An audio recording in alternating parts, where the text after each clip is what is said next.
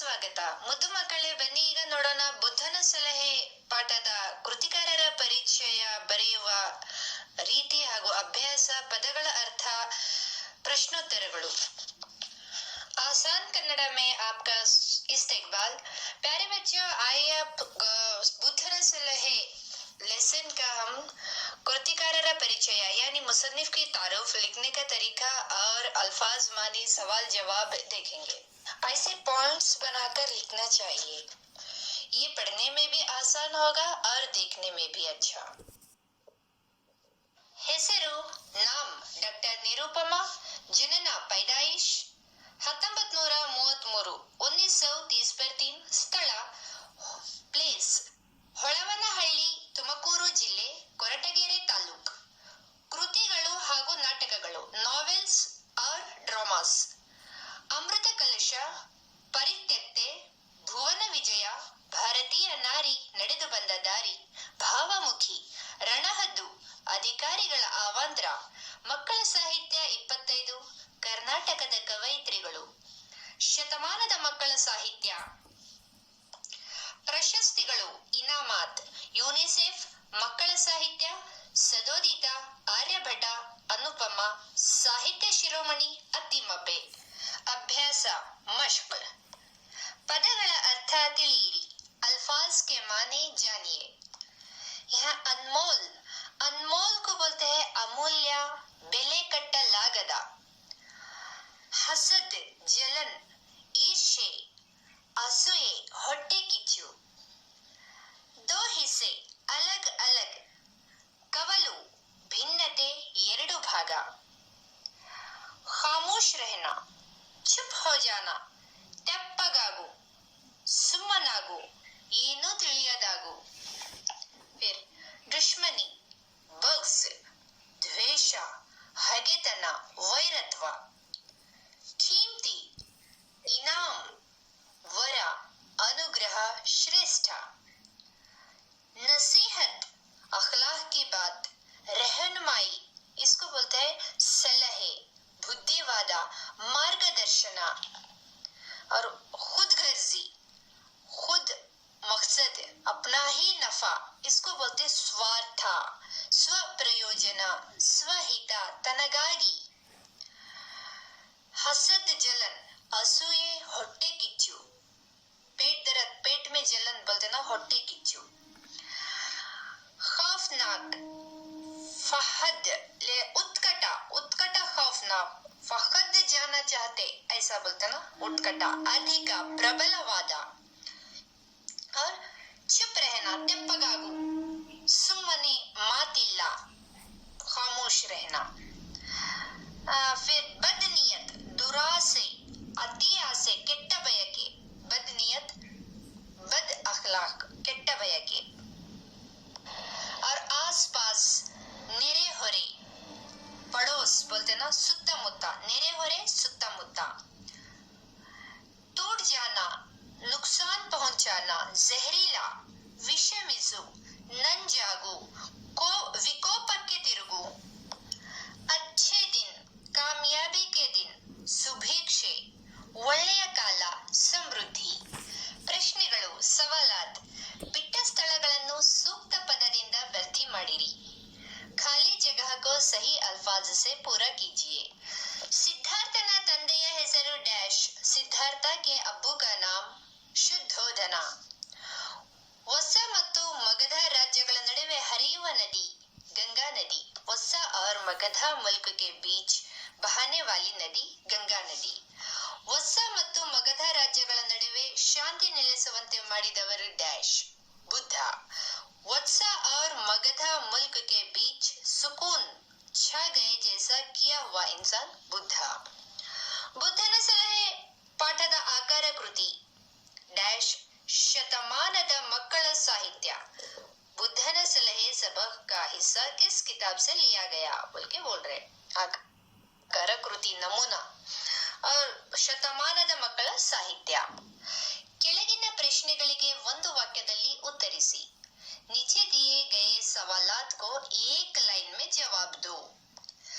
ಗಂಗಾ ನದಿ ಎಲ್ಲಿ ಹುಟ್ಟಿ ಯಾವ ಸಮುದ್ರವನ್ನು ಸೇರುತ್ತದೆ? ಗಂಗಾ ನದಿ ಕಹಾಂ ಪೈದಾ ಹೋಕೆ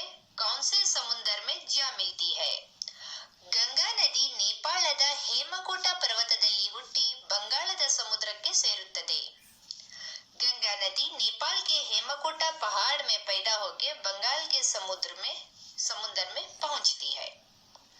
ಬುದ್ಧನ ಪ್ರಕಾರ ನದಿ ನೀರಿಗಿಂತ ಹೆಚ್ಚು ಬೆಲೆಯುಳ್ಳದ್ದು ಯಾವುದು, ಏಕೆ? बुद्ध के मुताबिक नदी के पानी से ज्यादा कीमती क्या है, क्यों? ಬುದ್ಧನ ಪ್ರಕಾರ ಮಾನವ ರಕ್ತ ಹೆಚ್ಚು ಬೆಲೆಯುಳ್ಳದ್ದು ಏಕೆಂದರೆ ಜೀವಿಸಲು ಅವಶ್ಯಕವಾಗಿದೆ। बुद्ध के मुताबिक इंसान का खून ज्यादा कीमती है क्योंकि जीने के लिए जरूरी है। ಬುದ್ಧ ದೇವನು ಹೇಳುವಂತೆ ಜೀವನದಲ್ಲಿ ಸುಖ ಶಾಂತಿ ಸಿಗಬೇಕಾದರೆ ಏನು ಮಾಡಬೇಕು? बुद्ध देव बोले जैसा जिंदगी में सुकून तसल्ली मिलने के लिए क्या करना चाहिए? आंसर, ಪ್ರಕೃತಿಯನ್ನು ಸರ್ವ ಮಾನವರು ಸಮಾನವಾಗಿ ಹಂಚಿಕೊಳ್ಳಬೇಕು। कुदरती नेमतों को हर इंसान सर बराबर बांट लेना चाहिए। ಪ್ರಶ್ನೆ, ವತ್ಸ ಮತ್ತು ಮಗಧ ರಾಜ್ಯದವರು ಯುದ್ಧವನ್ನು ಏಕೆ ನಿಲ್ಲಿಸಿದರು? सवाल, वत्सा और मगध मुल्क के लोग जंग क्यों रुका दिए? उत्तर, ಯುದ್ಧದಿಂದ ಶಾಂತಿ ನಾಶವಾಗುತ್ತದೆ ಎಂದು ತಿಳಿದು ಜಂಗ್ ಸೆ ಸುಕೂನ್ ಬರ್ಬಾದ್ ಹೋತ ಸಮಜ್ಗೆ। ಕೆಳಗಿನ ಪ್ರಶ್ನೆಗಳಿಗೆ 3-4 ವಾಕ್ಯಗಳಲ್ಲಿ ಉತ್ತರಿಸಿ। नीचे दिए गए हुए सवालात को 3-4 लाइन में जवाब दो। ವತ್ಸ ಮತ್ತು ಮಗಧ ರಾಜ್ಯದ ಜನರು ಗಂಗಾ ನದಿಯನ್ನು ತಾಯಿಯಂತೆ ಏಕೆ ಪೂಜಿಸುತ್ತಿದ್ದರು? सवाल है, वत्सा और मगधा मुल्क के लोग गंगा नदी को माँ के जैसा क्यों पूजा करते थे? उत्तर, ಗಂಗಾ ನದಿಯ ನೀರಿನಿಂದ ವತ್ಸ ಮತ್ತು ಮಗಧ ಈ ಎರಡು ರಾಜ್ಯಗಳ ನೆಲ ಸಸ್ಯ ಶ್ಯಾಮಲವಾಗಿತ್ತು। ಎತ್ತ ನೋಡಿದರೂ ಹಸಿರು ತುಂಬಿ ಬೆಳೆ ಬೆಳೆದು ಸುಭಿಕ್ಷದಿಂದ ಜನರು ಸುಖವಾಗಿದ್ದರಿಂದ ಇವರು ಗಂಗಾ ನದಿಯನ್ನು ತಾಯಿಯಂತೆ ಪೂಜಿಸುತ್ತಿದ್ದರು। गंगा नदी के पानी से वत्सा और मगधा ये 2 मुल्क की जमीन हरी भरी थी। कहीं भी देखे हरा सब्जियां उगे हुए, बड़े सुकून से लोग थे। इन्होंने गंगा नदी को माँ के जैसा पूजा करते थे। ವತ್ಸ ಮತ್ತು ಮಗಧ ರಾಜ್ಯಗಳ ನಡುವೆ ದ್ವೇಷ ಏಕೆ ಹೆಚ್ಚಾಯಿತು? ವತ್ಸ और मगध मुल्क के बीच बग्स क्यों बढ़ गया? ಗಂಗಾ ನದಿಯ ಮೇಲೆ ಸಂಪೂರ್ಣ ಅಧಿಕಾರ ಸ್ಥಾಪಿಸಬೇಕೆಂಬ ಸ್ವಾರ್ಥ ದುರಾಸೆ ವತ್ಸ ಮತ್ತು ಮಗಧ ರಾಜ್ಯಗಳ ರಾಜರಿಗೆ ಉಂಟಾಯಿತು। ಇದರಿಂದ ಈ ರಾಜ್ಯಗಳ ನಡುವೆ ದ್ವೇಷ ಹೆಚ್ಚಾಯಿತು। गंगा नदी के ऊपर मुकम्मल हुकूमत चलाने की खुदगर्जी वस्ता और मगधा मुल्क के बादशाहों को हुआ।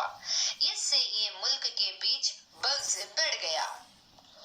ಬುದ್ಧನು ಹೇಳುವಂತೆ ದ್ವೇಷ ದುಃಖವನ್ನು ಹೇಗೆ ಹೆಚ್ಚಿಸುತ್ತದೆ? ಬುದ್ಧ बोले जैसा बग्स दुख को कैसे बढ़ाता है? ಬುದ್ಧನು ಹೇಳುವಂತೆ ದ್ವೇಷದಿಂದ ದ್ವೇಷವನ್ನು ಜಯಿಸಲು ಹೋದರೆ ಕೊನೆಗೆ ಉಳಿಯುವುದು ಈರ್ಷ್ಯೆಯೇ। ಇದರಿಂದ ಜೀವಿಗಳಿಗೆ ದುಃಖವೇ ಹೊರತು ಸುಖವಲ್ಲ। ಹೀಗಾಗಿ ದ್ವೇಷ ದುಃಖವನ್ನು ಹೆಚ್ಚಿಸುತ್ತದೆ ಎಂದು ಹೇಳಿದ್ದಾರೆ। बुद्ध बोले जैसा बग्स से बग्स को जीतने गए, आखिर में बचने का हसद ही। इससे जानदार को दुख ही बल्कि सुकून नहीं। ऐसे होके बग्स दुख को बढ़ाता है बोल के बोले। 4ನೇ ಪ್ರಶ್ನೆ, ವತ್ಸ ಮತ್ತು ಮಗಧ ರಾಜ್ಯದವರಿಗೆ ಸುಖ ಶಾಂತಿಯ ಮಹತ್ವವನ್ನು ಬುದ್ಧನು ಹೇಗೆ ಬೋಧಿಸಿದನು? 4वां सवाल, वत्सा और मगधा मुल्क के लोग को सुकून तसल्ली की कीमत बुद्ध कैसे सिखाई या तालीम दिए? ಮನುಷ್ಯ ಸುಖವಾಗಿ ಜೀವಿಸಲು ನೀರು, ಗಾಳಿ, ಆಹಾರ ಎಲ್ಲವೂ ಮುಖ್ಯವಾದಂತೆ ಶಾಂತಿಯೂ ಮುಖ್ಯ। ಯುದ್ಧದಿಂದ ಶಾಂತಿ ನಾಶವಾಗುತ್ತದೆ। ಪ್ರಕೃತಿ ಜೀವಿಗಳಿಗೆ ವರವೇ ಹೊರತು ಶಾಪವಲ್ಲ। ಆ ವರವನ್ನು ಸರ್ವ ಮಾನವರು ಸಮಾನವಾಗಿ ಹಂಚಿಕೊಂಡಾಗ ಎಲ್ಲರಿಗೂ ಸುಖ ಶಾಂತಿ ಸಿಗುತ್ತದೆ ಎಂದು ಬುದ್ಧ ಬೋಧಿಸಿದ। जवाब, इंसान सुकून से जीने के लिए पानी, हवा, रिज़्क सब कैसे जरूरी है, वैसे ही शांत यानी तसल्ली भी जरूरी है। जंग से सुकून बर्बाद होगा। फितरत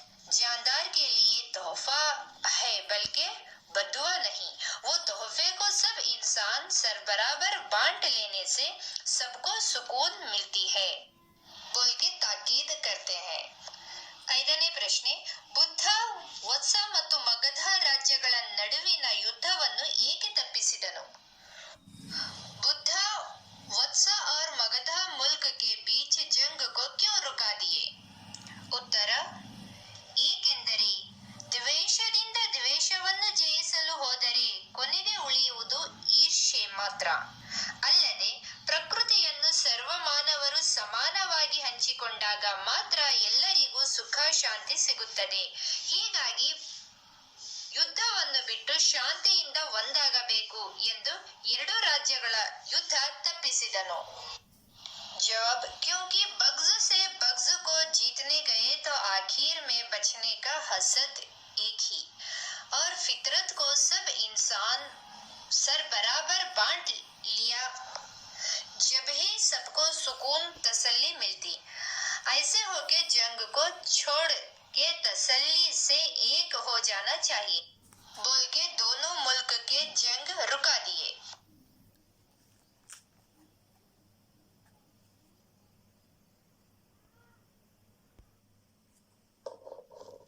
ಈಗ ನೋಡೋಣ, ಕೆಳಗಿನ ಪ್ರಶ್ನೆಗಳಿಗೆ 8-10 ವಾಕ್ಯಗಳಲ್ಲಿ ಉತ್ತರಿಸಿ. यहाँ दिए गए नीचे दिए गए सवालात के 8-10 लाइन में जवाब दो. प्यारे बच्चों, देखो, कभी भी एक पैराग्राफ लिखना चाहते हो या लॉन्ग आंसर आपको बनाना है तो आप कोशिश करें कि थोड़ा इस तरह पॉइंट्स बना के लिखने की. पॉइंट्स बनाने से देखने में अच्छा लगता है और हमको पढ़ने में भी आसान रहेगा और वैल्यूएशन के वक्त भी पूरे पॉइंट्स नजर आएंगे जो वैल्यूएशन करने वालों को. ये बहुत अच्छा तरीका है. कोशिश करें कि आप भी पॉइंट्स बना के लिखें. चलो सवाल 1 पढ़ेंगे. ವತ್ಸ ಮತ್ತು ಮಗಧ ರಾಜ್ಯಗಳು ಯುದ್ಧ ಮರೆತು ಶಾಂತಿಯಿಂದ ನೆಲೆಸಿದುದು ಹೇಗೆ? वत्सा और मगधा मुल्क जंग भूल के सुकून से रहे कैसे? उत्तर, ವತ್ಸ ಮತ್ತು ಮಗಧ ರಾಜ್ಯಗಳು ಗಂಗಾ ನದಿಯ ಮೇಲೆ ತಮ್ಮ ಅಧಿಕಾರ ಸ್ಥಾಪಿಸಬೇಕೆಂಬ ಸ್ವಾರ್ಥದಿಂದ ಯುದ್ಧಕ್ಕೆ ಸಿದ್ಧವಾದ ಸಂದರ್ಭದಲ್ಲಿ ಬುದ್ಧ ಅಲ್ಲಿಗೆ ಬಂದು ಏಕೆ ಯುದ್ಧ ಮಾಡುತ್ತೀರಿ? ನದಿ ನೀರಿಗಿಂತ ಮಾನವ ರಕ್ತ ಹೆಚ್ಚು ಬೆಲೆಯುಳ್ಳದ್ದು ಎಂದು ಮನವರಿಕೆ ಮಾಡಿಕೊಟ್ಟರು. ಯುದ್ಧದಿಂದ ಶಾಂತಿ ನಾಶವಾಗುತ್ತದೆ. ಮನುಷ್ಯ ಸುಖವಾಗಿ ಜೀವಿಸಲು ನೀರು, ಗಾಳಿ, ಆಹಾರ ಮುಖ್ಯವಾದಂತೆ ಶಾಂತಿಯೂ ಮುಖ್ಯ. ನಿಮ್ಮ ಕೈಯಾರೆ ನೀವೇ ಸುಖ ನಾಶ ಮಾಡಿಕೊಳ್ಳುವುದನ್ನು ಬಿಟ್ಟು ವಿವೇಕದಿಂದ ಸುಖವಾಗಿರಿ. ಪ್ರಕೃತಿ ಜೀವಿಗಳಿಗೆ ವರವೇ ಹೊರತು ಶಾಪವಲ್ಲ. ಆ ವರವನ್ನು ಸರ್ವ ಮಾನವರು ಸಮಾನವಾಗಿ ಹಂಚಿಕೊಂಡಾಗ ಎಲ್ಲರಿಗೂ ಸುಖ ಶಾಂತಿ ಸಿಗುತ್ತದೆ ಎಂದು ಹೇಳಿದ ಬುದ್ಧನ ಮಾತು ಎರಡೂ ರಾಜರಿಗೆ ಸತ್ಯವೆನಿಸಿ ಯುದ್ಧ ಬೇಡವೆಂದು ತಮ್ಮ ಊರಿಗೆ ಹೊರಟರು. ಅಂದಿನಿಂದ ಯುದ್ಧ ಮರೆತು ಶಾಂತಿಯಿಂದ ನೆಲೆಸಿದರು. जिसका मतलब है वत्सा और मगधा मुल्क गंगा नदी के ऊपर अपना हुकूमत चलाना बोल के बग्ज से जंग को तैयार हुए तो मौके में बुद्ध वहां आके क्यों जंग कर रहे हैं? नदी के पानी से इंसान का खून ज्यादा कीमत बोल के समझाए. जंग से सुकून तसल्ली बर्बाद होती. इंसान सुकून से जीने के लिए पानी, हवा, रिज़्क जरूरी है, वैसे ही सुकून भी जरूरी है.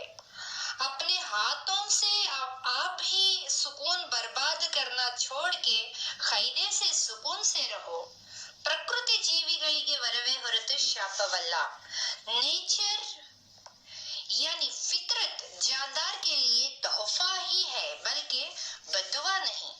ये तोहफा सब इंसान सर बराबर से बांट लेने से सबको सुकून शांति मिलती है बोल के बोले हुए बुद्धा की बात दोनों ममालिक के बादशाहों को सही लगी. जंग नहीं करना है बोल के अपने अपने गांव को चले जाते. जब से जंग भूल के सुकून से रहने लगे.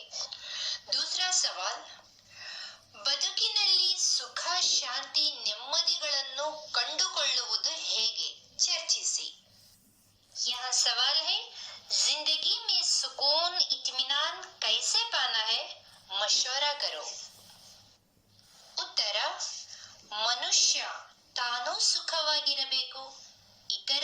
ಸುಖ ಶಾಂತಿಯಿಂದ ಇರಬೇಕು ಎಂಬ ಮನೋಭಾವನೆಯಿಂದ ಕಾರ್ಯನಿರ್ವಹಿಸಿದ್ದಲ್ಲಿ ಪರಸ್ಪರ ಇತರರ ಪ್ರೀತಿ ಸೌಹಾರ್ದ ದೊರಕಲು ಸಾಧ್ಯ.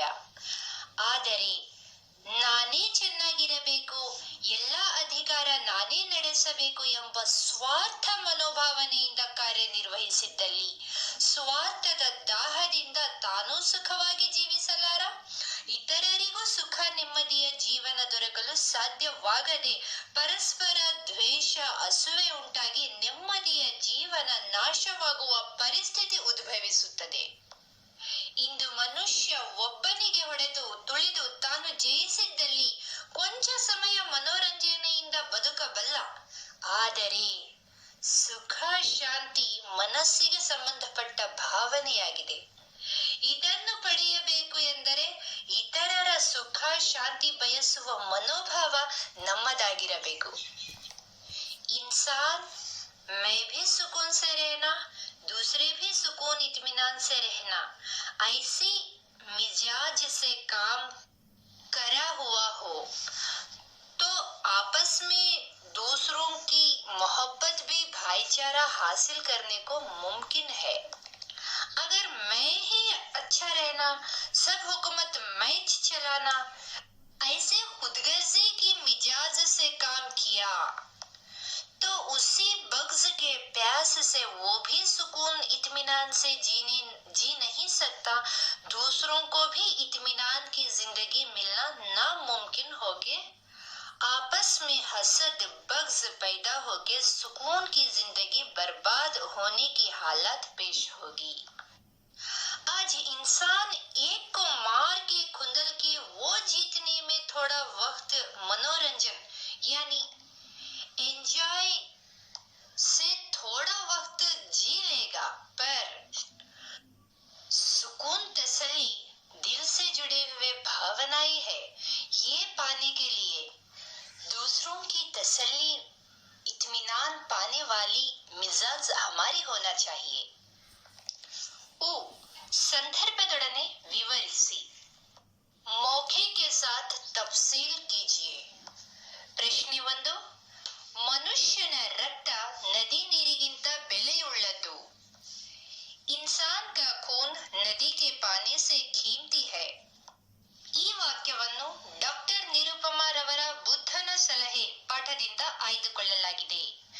ಒಸ್ಸ ಮತ್ತು ಮಗಧ ರಾಜ್ಯದವರು ಗಂಗಾ ನದಿಯ ಮೇಲೆ ಅಧಿಕಾರ ಸ್ಥಾಪಿಸಬೇಕೆಂಬ ಸ್ವಾರ್ಥದಿಂದ ಯುದ್ಧಕ್ಕೆ ಬಂದು ನಿಂತಾಗ ಅವರಿಬ್ಬರ ಮಧ್ಯೆ ಬುದ್ಧ ಬಂದು ನದಿಯ ನೀರು, ಮಾನವ ರಕ್ತ ಇವೆರಡರಲ್ಲಿ ಯಾವುದು ಹೆಚ್ಚು ಬೆಲೆಯುಳ್ಳದ್ದು ಎಂದು ಕೇಳಿದ ಸಂದರ್ಭದಲ್ಲಿ ಎರಡೂ ರಾಜ್ಯದ ಜನರು ಈ ಮೇಲಿನ ಮಾತು ಹೇಳುತ್ತಾರೆ.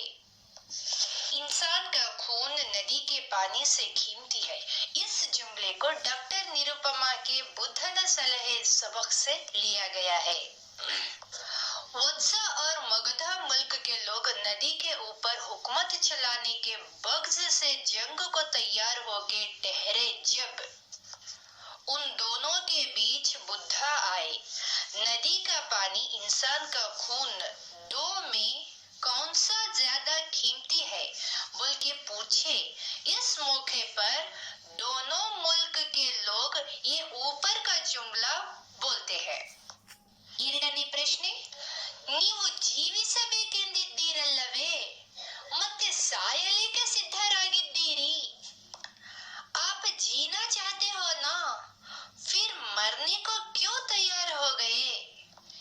ಈ ವಾಕ್ಯವನ್ನು ಡಾಕ್ಟರ್ ನಿರುಪಮಾ ರವರ ಬುದ್ಧನ ಸಲಹೆ ಗದ್ಯ ಭಾಗದಿಂದ ಆಯ್ದುಕೊಳ್ಳಲಾಗಿದೆ.